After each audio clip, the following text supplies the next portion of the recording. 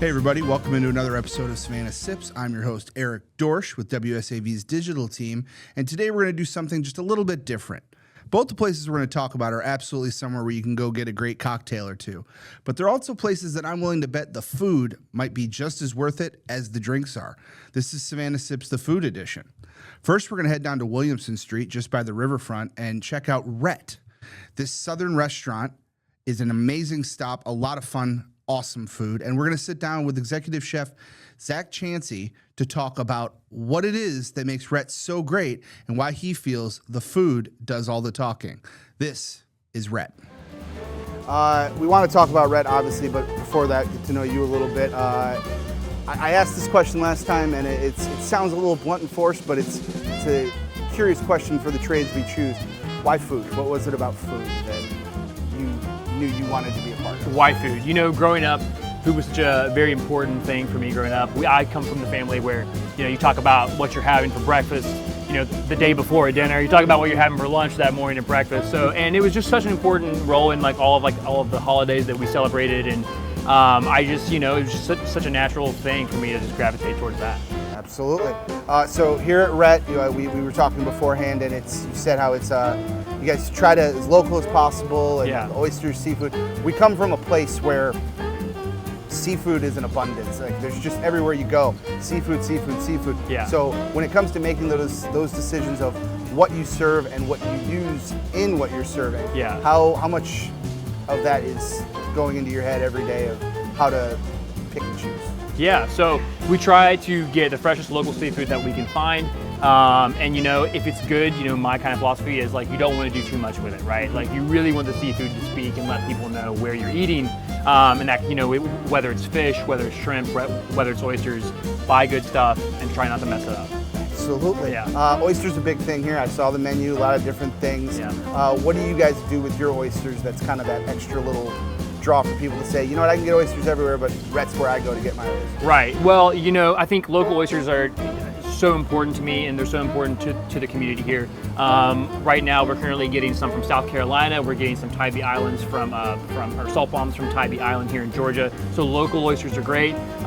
We do market, which is going to be like with cocktail sauce, mignonette, lemon, like your classic. We also do a great roasted with garlic and parsley butter, which is one of my personal favorites. It always makes the kitchen smell great. And then we also are doing our happy hour 7 days a week. So we've got like some $2 oysters on there as well. So there's a lot of different ways that you can kind of get oysters here at the Elite Hotel. As much as you can put on them, the better. That's what I said. That's right. I'm always curious about this. When it comes to the menu you have and all that, how much experimenting goes into what you're doing before it goes, you know what, that's going on the menu, we can put it on there, Right. print it, and it's good to go. How much of that is the chemistry of figuring out what works with what and how we want to do that? Right. I mean, you know, for me, it's like, you know, classics are there for a reason. So it's always about starting with great flavor profiles that you know that work well, and then maybe kind of just like, you know, maybe branching out and just using that kind of creativity to like see if we can keep the same profile, but maybe we can do a different ingredient, or maybe we can do something that is a little more in season, right? You know, again, my philosophy is we buy good stuff and we don't really want to mess it up too much. And we also want to play into where we are. Location is a big part of that. So it's like, okay, what can we do that's southern? What can we do that's seafood that, you know, speaks to an audience that's craving that whenever they come here to Savannah? Absolutely. It's your menu, and I know this is going to be like asking you to pick your favorite child. Oh man. But someone comes in, we talked about this is a tourist city. Yeah. Someone comes in and they've never been here before, Yeah. and they want to know, what would the chef recommend? If you're going to tell someone appetizer, you know, side and main, what's the meal you're putting together for someone that you can say they're going to leave? They're going to love what they have. 100%. Yes. Well, for me, I would say if you're not from here, I would say the sheet crab soup is a great southern staple. It's one of our best sellers. It's never going to leave the menu. It's great. And you know, for an entree, for me, I would say you have to have the shrimp and grits here. Okay. We're using local grits from Georgia, local shrimp from Georgia. It's one of those dishes that is just like, it speaks to the area where we're from. And it also uses ingredients from the area. So it is just a classic dish here that we love. It's one of my favorites on the menu. And then, you know, for dessert, I would say the key lime pie. We do a toasted tahini meringue on that, which is just absolutely great. It's a great way to end the meal here. Okay. Now back to you a little bit. Someone younger, they want to get into this industry. they're interested in doing it. What's that piece of advice you would give them for learning how to cook? Season this a little differently, maybe try to work with this a little more. What's that tip you would give someone who's aspiring to do this? Yeah, well, the first tip I would say is, do you like to eat? Do you like food? If you don't, this might not be the best career for you, right?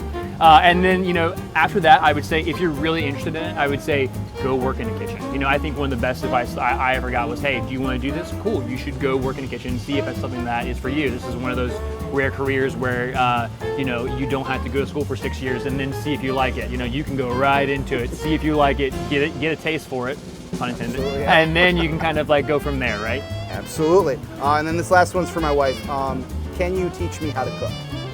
I think you can teach anybody how to cook. Okay. I don't think you can teach someone to put the care and love and passion into the food. I think that kind of is like the missing link, and you can really taste that in food when someone actually cares and they put that thoughtfulness in the food.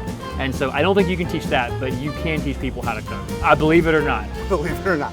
Perfect. We appreciate it. Thank you. Of course, my pleasure. I want to thank Chef Chansey and everybody at Rhett for the amazing experience. I had a lot of fun checking it out, and it's a place that you really have to experience.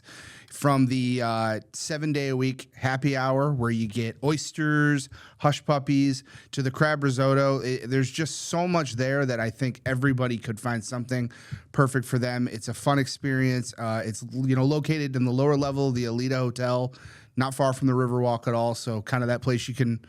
If you're downtown exploring, it's an easy little place to stop into. Next, we're going to head into downtown a bit and check out a 3-level location that is not the same on any level. We'll talk about that when we come back.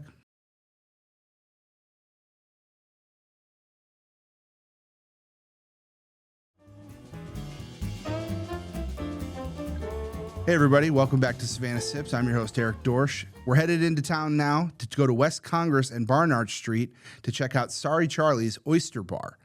It's technically 4 levels. The middle level is a private dining area for events and all that, but it's a 4-level location that every level's different and every level brings something so special to the table. The first level, you have Sorry Charlie's, great restaurant, awesome food. We got a chance to sample it when we were there shooting the episode, and it was a lot of fun. That second level is the Bamboo Room, a tiki bar.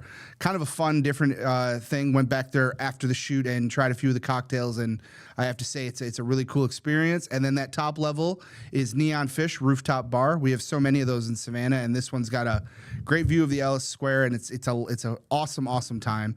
We sat down with Robert Nahr to discuss what it is that makes Sorry Charlie's such a fun place. If you guys could just give us a little background on Tiki Bar. Sorry, it's weird. You say like one place, but this is kind of an all-encompassing area. So a little background on the spaces. Yeah, Sorry Charlie's has been here for 10 years. And, it started as just the Oyster House, Low Country Seafood restaurant downstairs. And 5 years ago, they expanded with 3 additional floors. So we have the Bamboo Room Tiki Bar, which is where we are currently, and a private event space in Gibbons Hall on the 3rd floor, and then a rooftop bar also. So I usually will ask everyone, like, what is it about this place that makes it so unique? But it's almost like you got to ask, what is it about these places? There really is something for everyone. So, I mean, you do have something for everyone. So in a way, what would you say is the thing that kind of gets everybody back in the doors over and over again? Yeah, I mean, so many things. It is so many restaurants, like you said, and the ownership and our management team and our staff, we really focus on giving experiences and providing great hospitality. And then you can get all those things on each floor. So you could come and you could spend, your whole Saturday here and do something different at each floor and have a good time, have dinner, have drinks, have a seafood tower on the rooftop, all those different things. Or you could come, for dinner Friday night and come back the next night for drinks on the rooftop to catch the sunset. So it is so many different things. Well, and then you could even come in the next morning for brunch on the rooftop too. Absolutely. Are the drinks, I have to ask this because I'm very curious, Chase, for you, when you're making these cocktail menus and that, is it different for every level, or is it kind of like Tiki Punch on all 4 floors kind of thing? You know what I mean? So when I first took over, the rooftop and the main floor had the same drink menus, and then of course our Tiki Bar just has its own wild cocktail program. And then Rob and I worked together this year when we rebranded the rooftop to the Neon Fish to give it its own special drink menu. So we are running 3 separate drink programs, and then sometimes we'll even do specialty cocktails for our event program as well. Okay. When it comes to making these cocktails and coming up with it, I love asking this question because you can see people make eye contact, big grins on their faces because it all goes through their head. How much experimenting goes into it for you guys when it's designing cocktails, coming up with drinks, and all that? Yeah, so much. I mean, there's definitely certain drinks that I've spent a month plus on and never pan out. They just, never work out how I want them to. And then there's some drinks where I, second or third try, I'm like, that's it. Perfect, send it, let's not focus anymore on it. It really just kind of matters, depends. Some things just don't work out the way you want them to, but it's always fun. And again, you're growing each time because you're learning why it's working and why it doesn't, and you're figuring new stuff out. Yeah, sometimes I think you have an idea and it just totally doesn't work out, and then even like a year later, you can come back to it and have a fresh approach and have it work out. I know Chase has done that. Oh yeah, for sure. In the past, he's like, I had this idea last year, but now I can do it. And in that light, that does actually lead me right to my next question: is there? And I can tell both of you probably have one in your head. Is there a drink that, when you're coming up with it in your head, it's like, man, that's going to be awesome. It's really going to work, and then you made it, and you're like, no, that doesn't work. Like we had someone say that he spent 2 weeks thinking all he wanted to have in it was some kind of corn, and he realized corn just doesn't go. Like it just doesn't work. So. Yeah, you guys didn't you have you were trying to do a soy cocktail a long time ago? Yeah, back in the day, I was trying to figure out how to use soy sauce in a cocktail, and we did some cool stuff that was very interesting. But at the end of the day, you're just like, that's soy sauce, and that's all I'm tasting. One of the big things too is when we're playing with these and messing around with it, something like soy sauce just blows out your palate so fast. So you try it like 3 times, and you're just like, I could try something like just lemonade, and all I'm gonna taste is soy sauce still. So that's a challenge for that, but it's always fun. Again, it comes back to just being fun. Absolutely. It's like picking your favorite child. Do you guys have one cocktail, whether it's on the menu or isn't on the menu anymore, but like you consider that like the drink? If someone came in and said, what's good, you'd say this. It's got to be this. Do you guys have one? I love just a traditional Mai Tai. I did a Mai Tai riff with Scotch and Lefroy, so Isla Scotch and blended Scotch, and what else did we have in there? And that was the pecan orgeat, right? Yeah, and some pecan orgeat that we made in-house. Chase, I'm sure you've got a bunch too. This kind of leads me into one of my main talking points whenever somebody comes in, like, oh, what's your favorite drink? What I drink doesn't matter. I generally am having a well tequila neat to sip on, and that's it. When a guest comes in, I'm all about what they want, Hey, I understand our drink menus are really weird and different, and it's not your home bar. What are you drinking at? What is your go-to when you see someone? Do you like a margarita? Great, I can make you an awesome margarita, or I can lead you to something that I think you're gonna like based on that, So what my favorite drink is, I really never divulge to guests, because I'm just like, that. What I like is not what you like. We have different palates, let me give you something that you're gonna like. And that generally leads to just a fun conversation, and then them hopefully having a great drink. Okay, so fun conversation. I'm an old-fashioned kind of guy, a whiskey person, so I don't want an old-fashioned. What would be something what direction would you lead me in? Old-fashioned guy, whiskey. If we're gonna stick with that, probably something like a Boulevardier. Similar vein as far as spirit and straightforward and boozy, but you can make it a little bit different. It's also something now that everybody's had, and you're gonna sit there and try and be like, whether you like it or not, this is in the vein of what I wanted, and something new for you. Next, we're headed into the kitchen to talk to Executive Chef Nathan Kerr about all the dishes this amazing place is serving. We've started by asking this question because it's always a curious thing to me. I don't feel like we ever get the same answer twice, and we were talking about it before the interview I always ask, why food? And you kind of said you fell into it. Can you touch a little bit on what food had to do with how you got to where you are? So growing up, living on my own as a kid, food is a big thing. It's hard to come by when you learn you don't have it. You come across it, you learn to appreciate it a lot more than you did before. So those little things like that, and then like I said earlier, I started off washing dishes, and then one thing led to another, and I just wanted to get my way out of the dish area and picked up a knife. Started working for some local restaurants in Vermont and kind of ran with it. So Here we are now. Yep. In a place like Savannah, where seafood is such a premium, and it's, you know, everybody seems to have that certain thing on the menu. What is it about Sorry Charlie's that you feel like you guys bring that everyone else may not do the same, or you may be able to do that much better for people to come try? Well, one, we are an oyster house. We own our own oyster farm out in the Tybee area. It's the Bull River Oysters is our brand. So that's pretty unique. I don't think a lot of restaurants own their own seafood farm or oyster farm. And then on top of that, we're really committed to not using anything pre-made, pre-cooked, or frozen. So we get all of our product fresh delivered about 5 times a week. And then we take the extra time to put the love and care into the simple dishes as well as the more complicated ones on tiki or the rooftop. Okay. I'm always curious about this because I can't cook to save my life. So my wife will tell you I can't even boil an egg. When you're sitting down to make a menu, because, you know, like you guys are talking about there's going to be a newer menu, some changes made. For you, how much experimenting goes into what finally ends up on that menu for you when you do decide to make changes? A decent amount, and the good thing about like a building like this is that I have multiple floors with kitchens, so I can always kind of sneak off and play on a different floor when I want to do a little R&D. But a decent amount. We have a lot of chefs here and a lot of staff, so there's a lot of input and moving parts. But I would say, you know, depending on the floor, we're putting 2 to 3 to 4 weeks per dish on each item, you know. Okay. I'm always curious about this too. When you are experimenting, obviously you go in with ideas that you want to test, you want to try out. Has there ever been one that you've, in your head, you're like, this is going to be the dish, and then you make it and you're like, wow, that's not all the time. That's not it. No, more than it being successful, it's not successful, and that's fine. We always tell our young cooks and our young chefs, you're gonna fail fast, pick it up, and then keep moving to the next task or whatever. Don't let it define you or make your day. You know, it's part of life.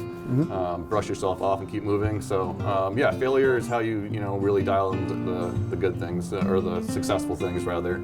Is you're gonna fall or fail a lot, but it's how you pick yourself up that really defines your career and your path and all that. Absolutely. Like I mentioned, there is you guys are making changes, new menu. Can you talk a little bit about what that's going to entail for the upcoming fall time? Yeah, so we're going to be doing a little bit more of a late summer meets early fall kind of blend. Slightly heavier, a little heartier dishes, but still lighter and approachable. We are going to bring back our famous seafood risotto as one of the dishes I put on the menu when we first started. But yeah, just some local favorites, kind of. Yeah. Okay. Someone comes in, never been here. This is obviously a tourist city. We get a lot of people coming in. Someone comes in, never been here before, and they're kind of like, what would the chef recommend? I know it's like asking what's your favorite child. What's the meal you would put together and say, if you have this, you're going to enjoy it, like starter or that kind of thing? What's that kind of course you would put together for someone? Obviously, you got to start with our Bull River oysters. Okay. They're just the perfect brininess, the perfect size, the perfect amount of salt, in my opinion. So obviously, we start with the Bull River oysters. Probably go to the watermelon ceviche right after. I don't want to start with 2 seafood items, but we are in a seafood house. And then to finish it off, unfortunately, we're going to probably do another seafood item here, but the new snapper escovitch. It's a Jamaican-inspired dish. It's very bright. It's got a lot of pickled vegetables on top, and it really plays nice with the fish. That's going to do it for this episode. I want to thank Chef Nathan, Robert, and Chase for sitting down with me and taking me through everything that makes Sorry Charlie's such a fun time. It's weird to say because we've gone to so many places, but this was one of those ones where, as great as the cocktails were, I keep wanting to go back just for the food. The chef is absolutely dialed in there. He's got different things for different levels, and you don't get the same thing twice, which was a lot of fun. I've been back a couple of times since we shot these episodes, and cannot recommend it enough. And Red as well. Both are great places. But now we want to hear from you. We want to know, where are the places we haven't been to that we need to go to? You can send us an email at digital@wsav.com or comment on this episode and tell me what's that spot, because I want to check it out. I'm eager to try them all. It's been fun doing this, and I want to keep making these episodes for you guys to highlight the best places. So in the meantime, drink safe, drink responsibly, and hey, drink somewhere different.